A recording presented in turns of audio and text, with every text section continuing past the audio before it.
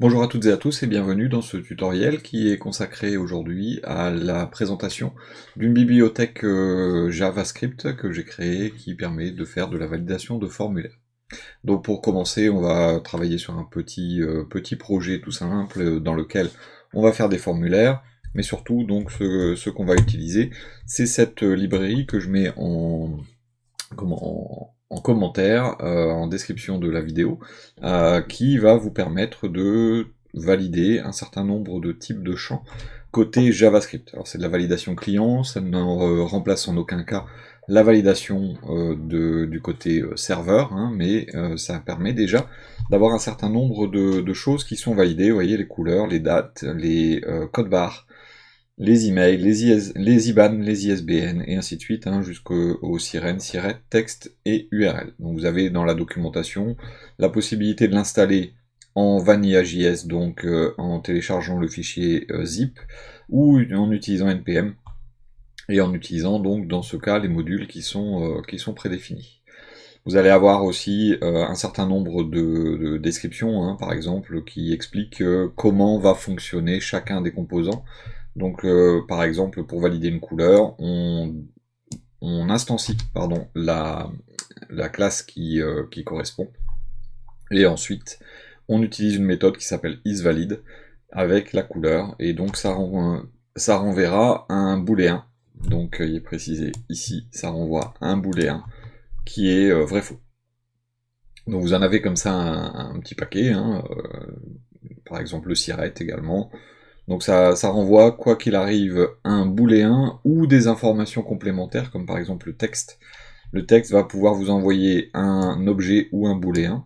Il vous dira, par exemple, comme on a un min et un max pour les longueurs de texte, il vous dira lequel des critères ne correspond pas donc à ce que vous avez demandé. Donc une fois que, si vous voulez l'utiliser, donc vous allez dans les releases et vous téléchargez la release du moment. Alors là c'est la 1.1.5 actuellement. Vous téléchargez le zip. Ensuite ce zip, vous avez à l'intérieur un dossier dist, un dossier lib, un dossier src et quelques fichiers complémentaires. Donc si vous utilisez Node.js, ce sera le dossier src. Lib, ce sont les sources en fait, hein, des fichiers, et dist c'est la distribution, donc ce sont tous les fichiers qui pourront nous servir.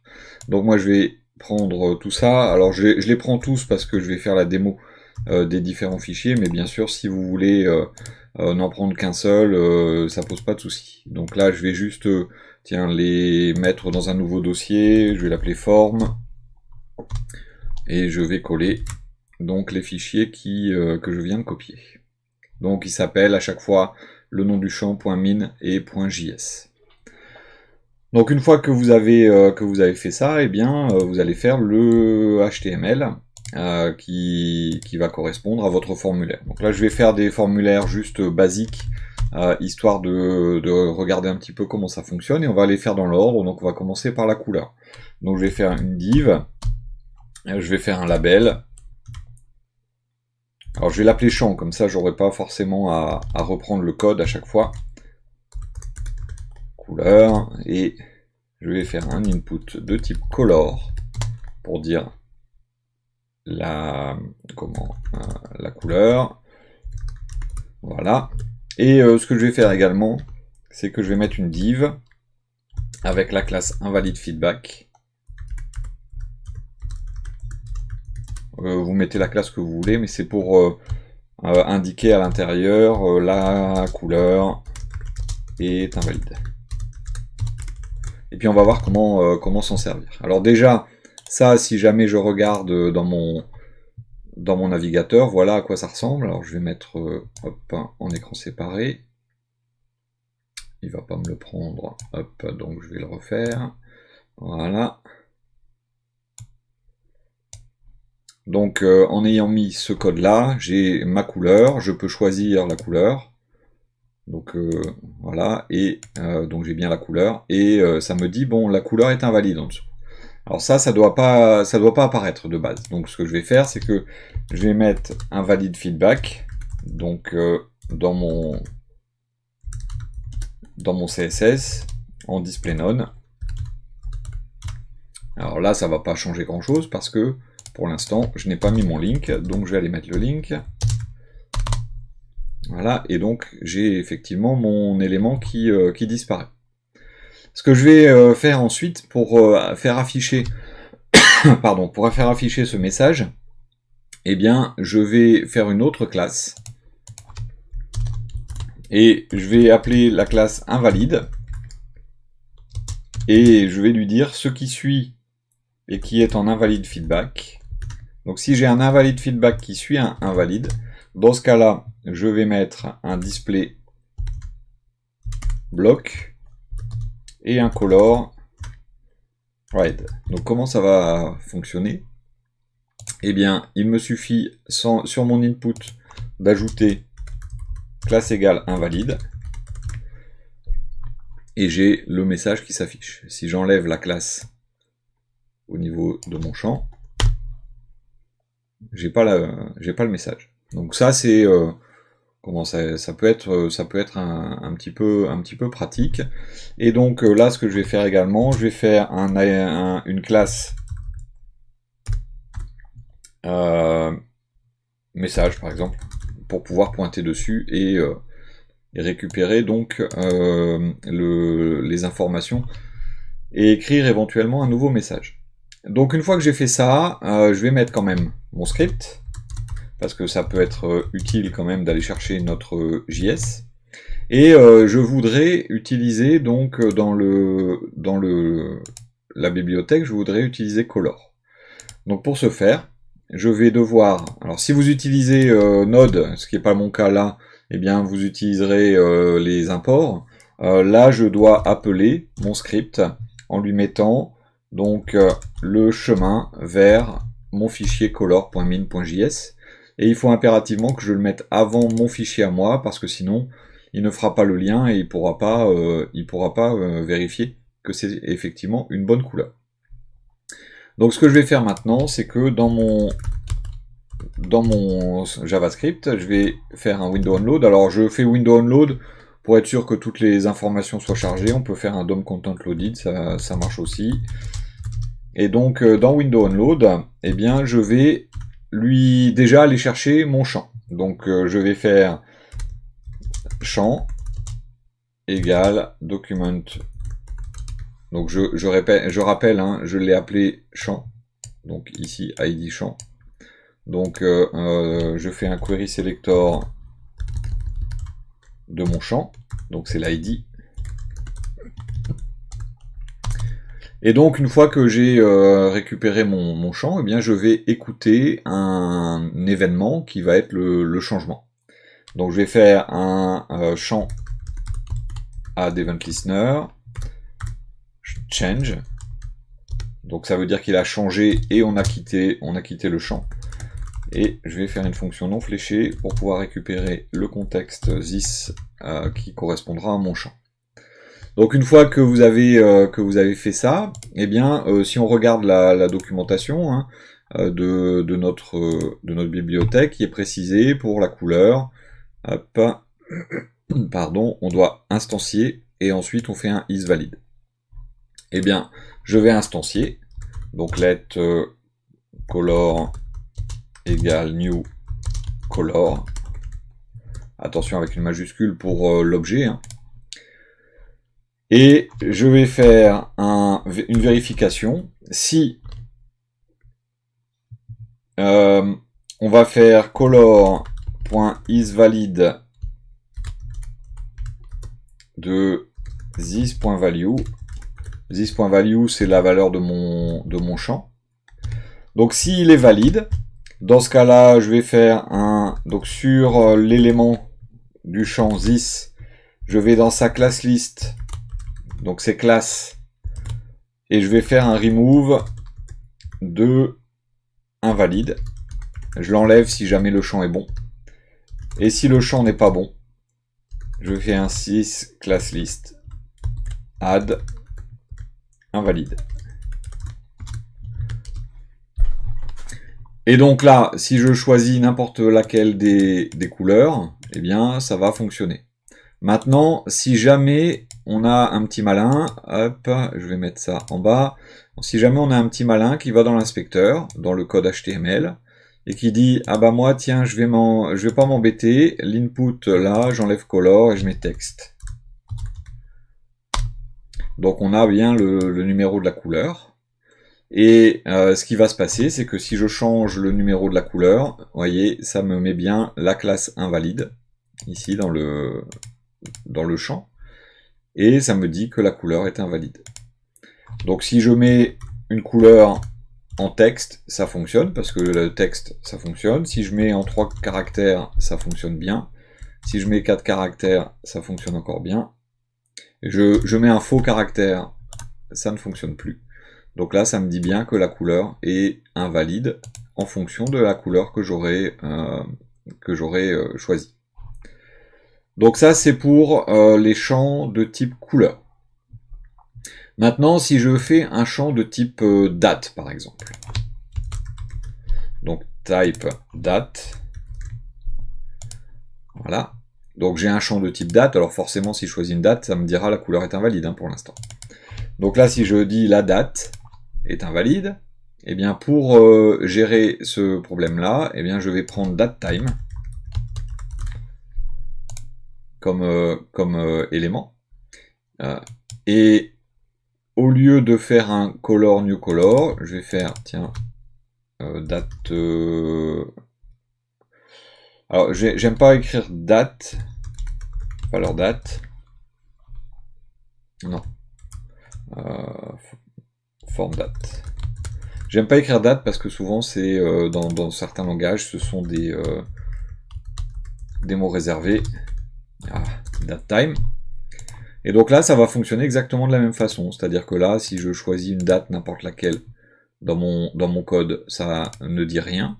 Et si je vais dans mon champ date et que je fais un type texte, par exemple,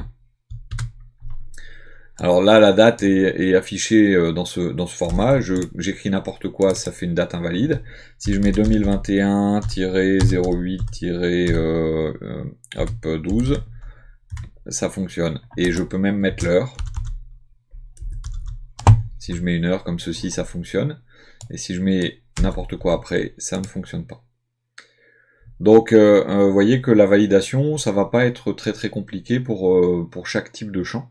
On aura directement la possibilité de choisir comme on le souhaite. Vous avez également donc le code barre. Donc là, c'est EAN13.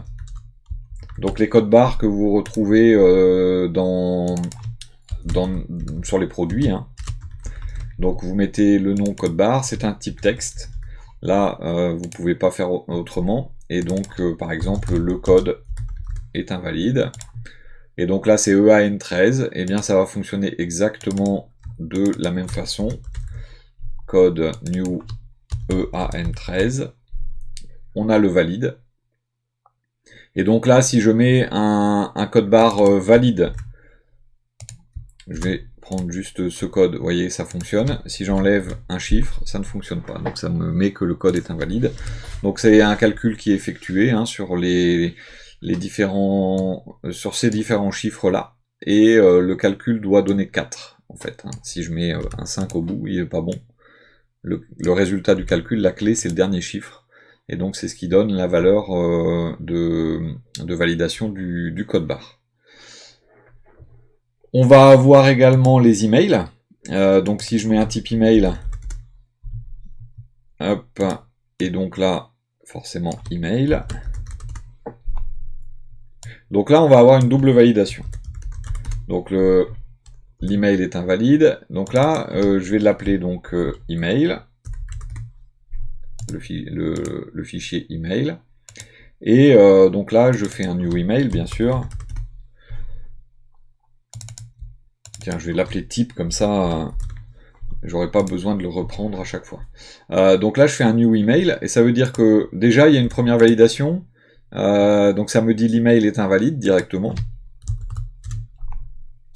D'accord. Et si je fais un .c, par exemple, Voilà, donc ça c'est instantané.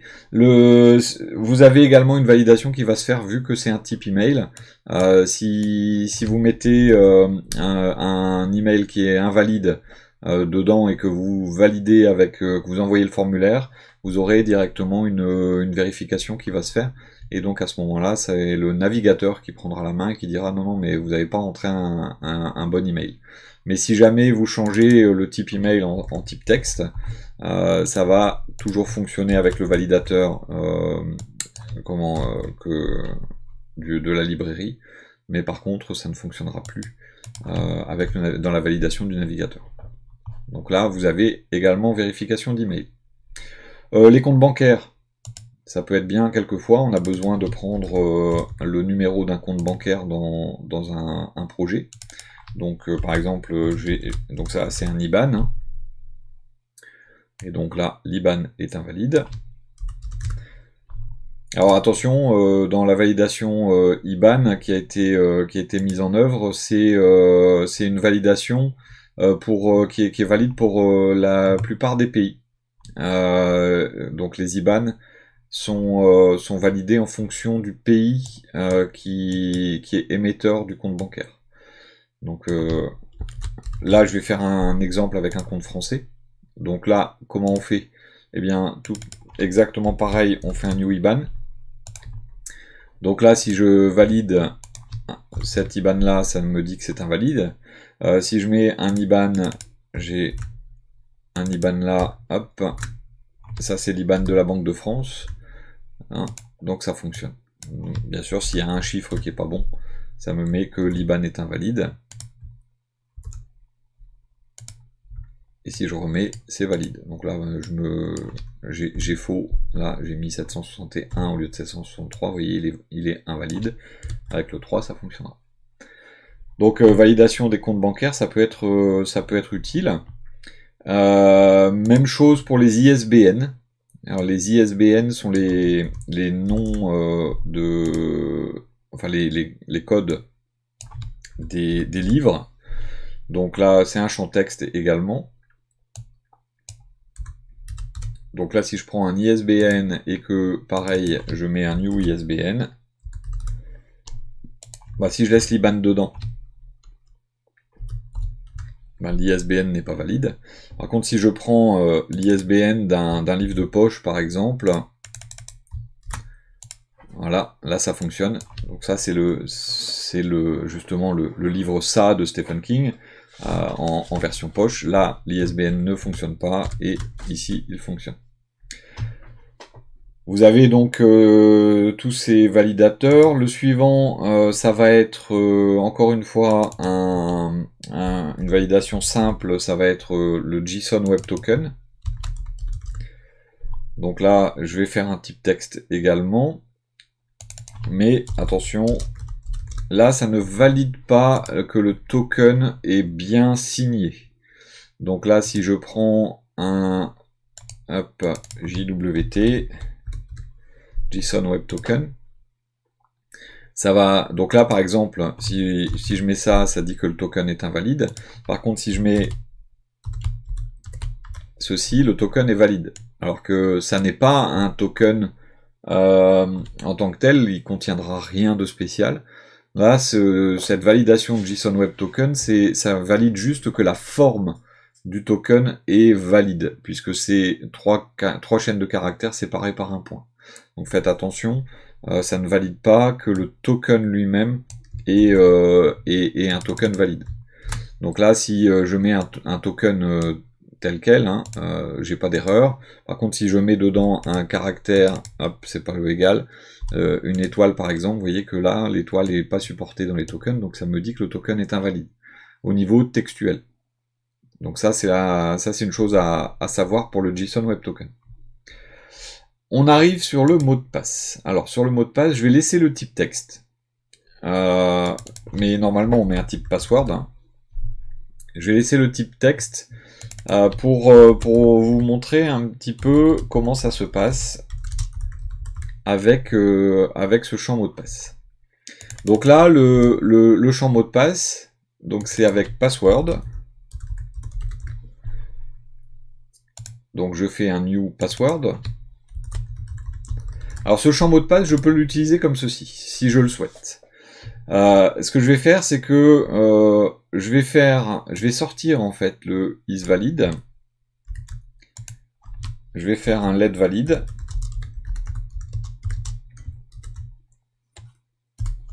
Et là, je vais devoir vérifier valide égale true. C'est ça. Hop. Si valide est égal à true. Mention à Kev encore pour le triple égal. Donc là, je vais aller sur l'onglet console, que je vais vider un peu. Hop. Là, si je mets une valeur, n'importe laquelle, il me dit que le mot de passe est invalide. Mais pourquoi il me dit que le mot de passe est invalide? Parce qu'il n'est pas égal à true, mais il est égal à quoi? Eh bien, je vais faire un console.log de valide pour vous montrer ce qu'on reçoit comme réponse. Si je mets une minuscule, une majuscule, par exemple, je reçois un objet qui dit numérique false, special false, min length false. Ça veut dire que le mot de passe est invalide et on reçoit en plus les informations disant ce qui manque. Donc ça veut dire que vous pourriez très bien, dans votre réponse, vérifier est-ce qu'il y a la clé numérique, est-ce qu'il y a la clé spéciale, est-ce qu'il y a la clé min length. Donc on pourrait imaginer également à cet endroit donc de mettre invalide et de faire une vérification sur valide has own property. Par exemple, j'ai numérique. Et dans ce cas-là, faire un... Donc le champ, c'est notre input. Donc on va faire un this parent element. On va faire un query selector de point, alors je l'ai appelé comment, je sais plus, message, point inner text égale il manque le chiffre. Donc là j'en fais juste un hein, pour vous montrer, mais je vais mettre un caractère spécial. Voilà, et là il a dit il manque le chiffre. Donc pourquoi? Parce qu'il y a la propriété numérique. Donc après à vous de rajouter les informations qui vous intéressent dedans, mais vous pouvez très bien aller lire l'objet qui vous dit ce qui manque et le mettre en place pour afficher exactement le message qui vous intéresse. Parce que là, le mot de passe est invalide, c'est un petit peu limité. Là, il me manque que min length. Et donc, ça veut dire que, de base, si j'ajoute 1, 2, 3, 4, 5, 6, 7, 8, parce que c'est 12 caractères, là, le mot de passe est valide et je reçois bien true. Maintenant, je peux avoir envie, éventuellement, de dire, ouais, c'est bien, mais moi, le minimum de longueur, c'est, par exemple, 16 caractères. Dans ce cas-là, si on regarde dans la documentation, sur la partie password, vous pouvez mettre des paramètres. Donc les paramètres sont passés par un objet, et vous pouvez mettre uppercase, lowercase, numérique, special, min length, et vous choisissez donc la valeur que vous voulez mettre.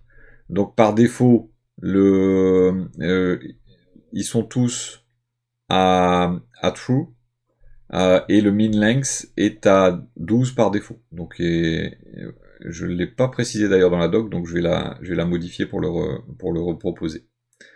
Donc si vous voulez par exemple mettre une longueur minimum à, tiens on va mettre 8 caractères, eh bien vous mettez dans un objet min length 8, et dans ce cas-là, vous allez avoir une longueur minimum de 8 caractères. Ce qui veut dire que là, vous voyez, on est bon. Si j'en enlève encore 3, on est bon. Et si j'en enlève un de plus, on n'est plus bon. On est en dessous, on est à false. Vous ne voulez pas, par exemple, les majuscules, uppercase, false. Et dans ce cas-là, qu'il y ait une majuscule ou pas, Donc là, le mot de passe est invalide. 1, 2, 3, 4, 5, 6, 7, 8. Le mot de passe est valide parce que on lui a dit, bah non, majuscule, j'en ai pas besoin. Donc vous avez la possibilité de faire pas mal de choses à ce niveau-là. Ensuite, vous avez le range. Donc le range, vous avez la possibilité comme ça de mettre en œuvre exactement ce que vous souhaitez pour votre champ. Donc si là je mets un input de type range, donc il est où? Il est là.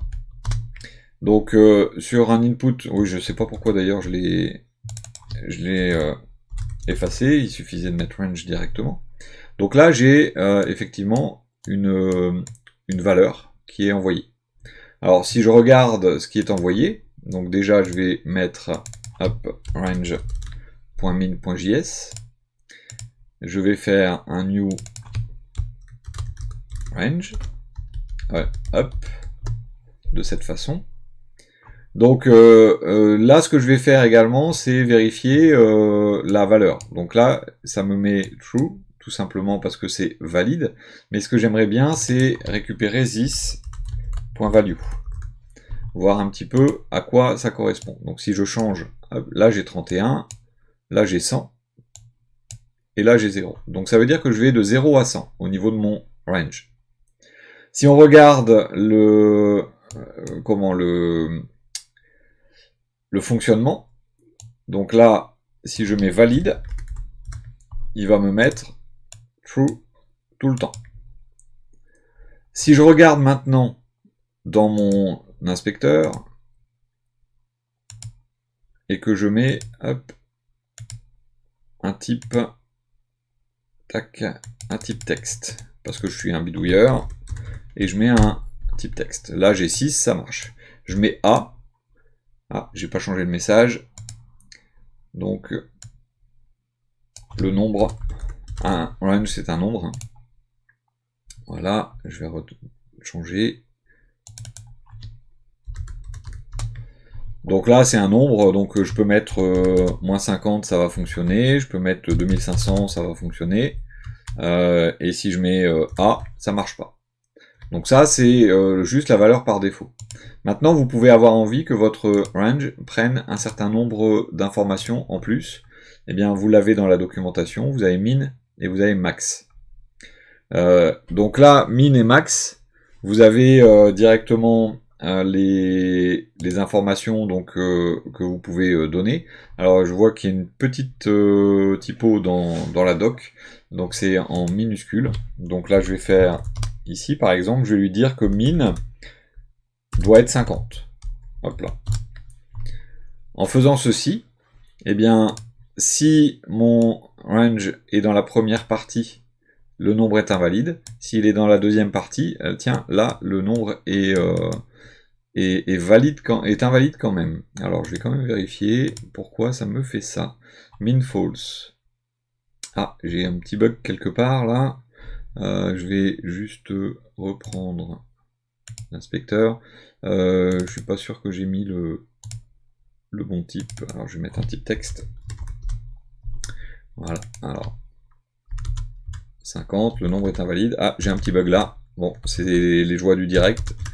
Le nombre est invalide. Donc celui-là, je vais le revérifier. Donc là, min 50, max 50. Alors je vais quand même vérifier si c'est pas avec un M majuscule. Non, c'est pas avec un M majuscule. Donc celui-là, je vais le revérifier. Il vient de sortir il n'y a pas longtemps, donc ça peut être dû à ça.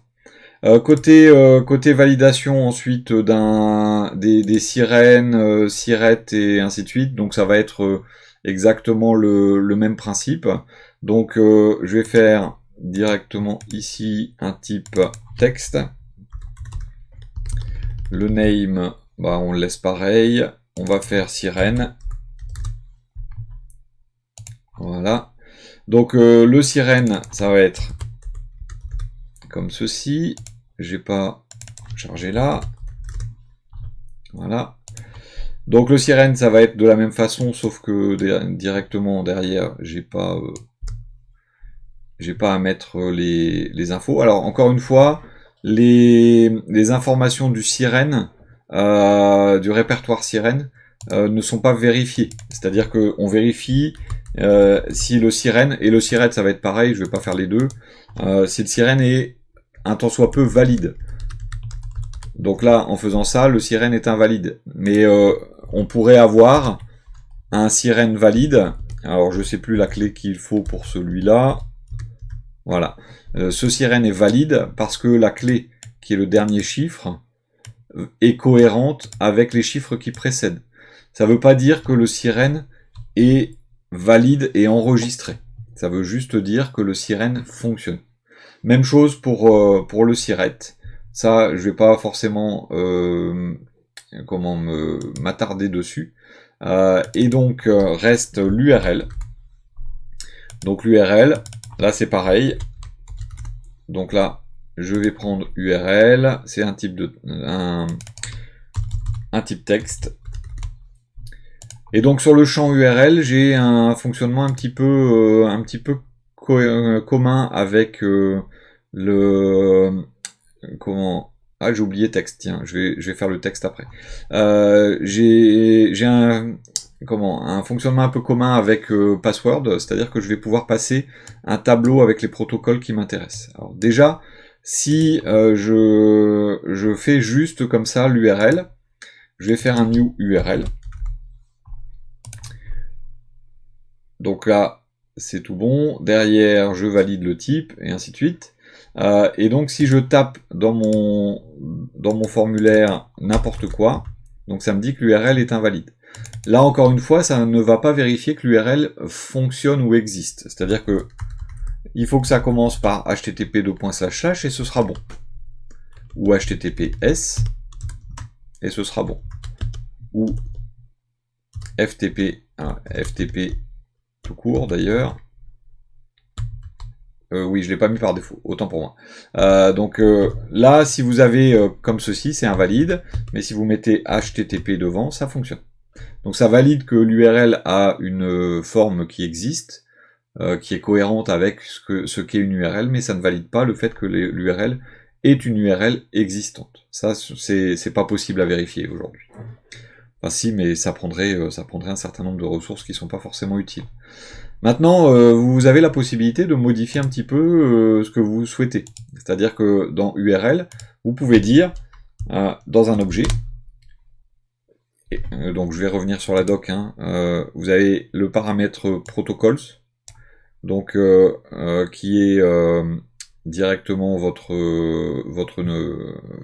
vos protocoles directement en tableau. Donc c'est pas un objet d'ailleurs, autant pour moi. Donc là, je vais mettre un tableau, et je vais lui dire par exemple que je veux HTTPS uniquement. Et si je veux HTTPS uniquement, au niveau de ma validation de formulaire, si je fais celui-là, hop, l'URL est invalide. Par contre, si je mets HTTPS, ça fonctionne. Même chose si je veux le FTP. Je veux ajouter FTP. Je le mets comme ceci. Et donc quand je vais mettre le FTPS par exemple, ça ne marchera pas. Et FTP, ça passe. Je viens de repenser à une chose, c'est sur mon range. Oui, c'est moi qui ai voulu le passer en objet. Et donc, je reviens sur le range rapidement. C'est le fait de faire l'URL qui m'a rappelé la façon dont je l'avais préparé. Donc 50. Je mets par exemple 50,250. Et bien dans ce cas, avec 50,250, je vais avoir la possibilité de dire, alors ça va marquer l'URL, l'URL est invalide, si je mets 50, ça passe, si je mets 252, ça passe plus, 225, ça passe. Donc on a directement dans notre console les informations, le min, le max ou le tout. Voilà, c'était juste ça. Et donc le dernier, le texte. Donc le type texte. Alors le texte, vous allez me dire, il n'y a rien à valider sur du texte. Bah si, le texte est trop court, le texte est trop long.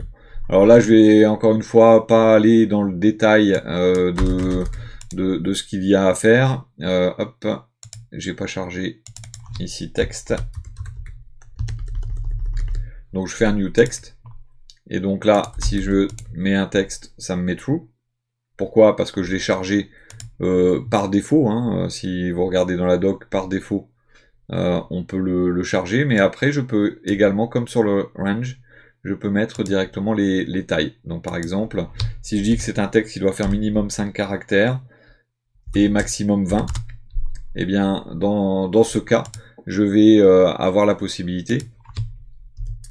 Hop, donc là, ça me met true, parce que c'est entre 5 et 20. Mais si je mets 2A, le texte, hop, on a le min length. Et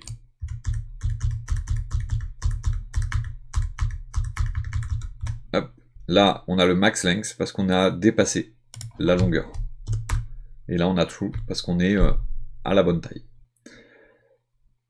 Voilà donc pour cette librairie, vous avez de quoi travailler si vous voulez, hein. Vous n'êtes pas obligé bien sûr de l'utiliser, hein. Je vous propose cette librairie pour vous simplifier un petit peu la tâche dans la validation de certains formulaires. Donc vous en faites ce que vous voulez, vous êtes libre de ne pas l'utiliser. Si vous l'utilisez, un petit commentaire ou si vous avez des soucis, parce que ça peut arriver, n'hésitez pas à loguer une issue sur GitHub.